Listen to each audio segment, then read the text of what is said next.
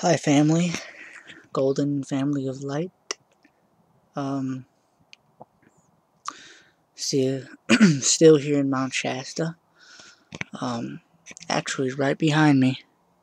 Well, through this drape here would be Mount Shasta, but I'll get to that. I just wanted to show you where I stayed last night. The spirit guided me to a perfect place. Like I said, I only had.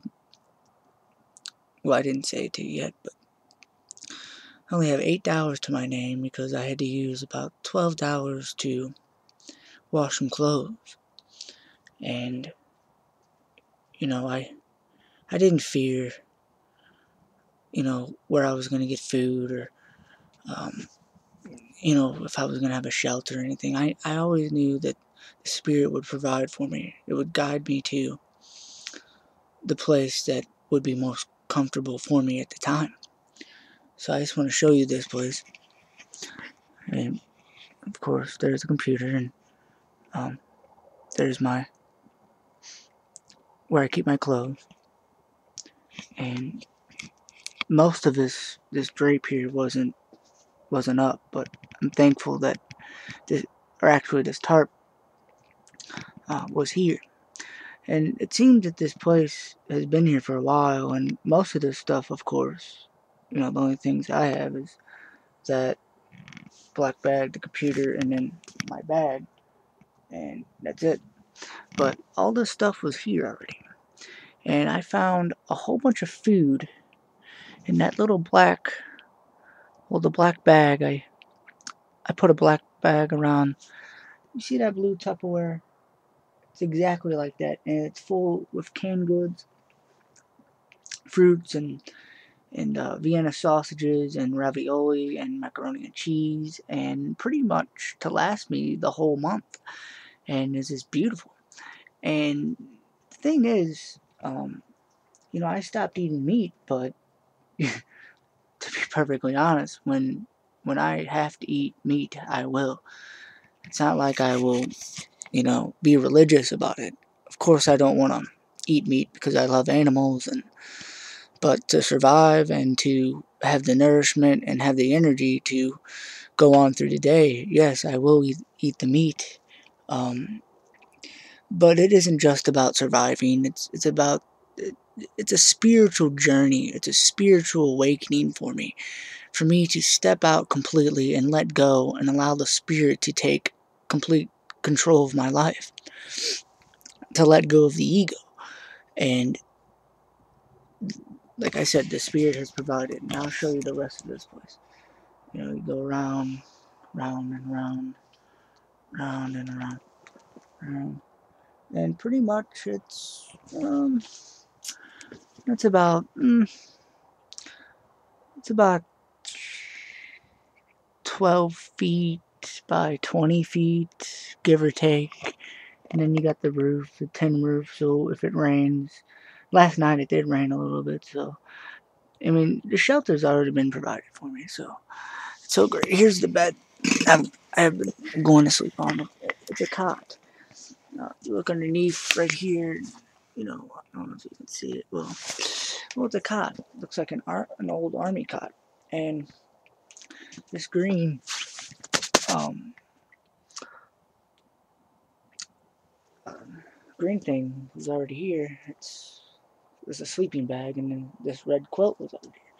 Of course, I had to, wash it today because it smelled moldy and whatnot. But it does the trick. It's clean. It smells a little moldy, but I believe the mold is died out because of the cleaning, and it takes a while for mold to come back to life or get the smell out. So I sprayed some of my cologne on there, and that did the trick. And then that green thing has my pillow in it, and I provided that. But really, the point I'm making is, I enjoy this. I'm thankful, and I'm happy in the moment, and I appreciate what the source has given me right now in this, because me being here in Mount Shasta is really grounding me. It's humbling me more to become more of who I need to be for you and for the world. And it's just, this is the greatest experience of my life. I mean, the time that I walked from the arch and back, the walk of life, which is on this profile, and the 600 plus miles that I walked, and then last month, building a shelter out in the woods and surviving like that, it's prepared me for this. So pretty much everything in our lives, it prepares us for greater and bigger things, in order for us to be strong enough in that moment. Remember this, nothing in your life is given to you that you will not have the strength to overcome. Just ask. I mean, there's many times in this trip, like I walked up, to get here. It was a place called Dunsmuir, and it was the last stop at the railroad station before Mount Shasta, and it was about 10 miles, about 8.5, if you were taking the highway. But since you can't travel on the highway, because highway patrol would definitely pull over and get you, um, I had to take the railroad all the way to here. And the beautiful part was it went through the mountains, through the Sacramento River and that. And there was times that I definitely had to call on the Lord. I definitely had to call on the source, the Spirit, to help me, because I ran out of water. And the beautiful part was it snowed a few days prior to me coming here. So there was snow on the mountain. And it was the most greatest snow. I mean, it was like crystal snow. It was so good, so nurturing for the body. It was beautiful. And that's one thing about this place, is that it has very pure water, because there's a lot of natural springs. And this place is this place is sacred, my friends. This place is holy, my friends. I mean, you know for the Jewish people, or for those that are Hebrews, to travel to Jerusalem for their holy place, that's one thing. And then for the Islamic faith to travel to Medina, their holy place. Well, my holy place would be this place.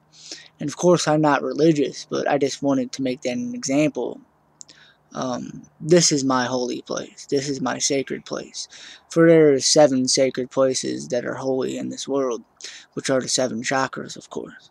And this is the first chakra. This is the root chakra. This is Mount Shasta. So, of course, I'll give you more, and give you more of this beautiful view of Mount Shasta and the surrounding parts of it. For this is just the beginning. So, of course, some videos I made before, but I wanted you to see where I'm going to be staying for wherever, or however, or whenever the source allows me to be here, and for the source to direct me to go next. So, I love you.